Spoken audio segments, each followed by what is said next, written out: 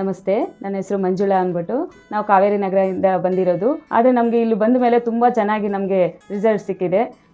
ನನಗೆ ಶುಗರ್ ಇತ್ತು, ವೆರಿಕೋಸ್ ಇತ್ತು, ಮತ್ತು ಮೈ ಭಾರ, ವಾತ ಇದಿತ್ತು.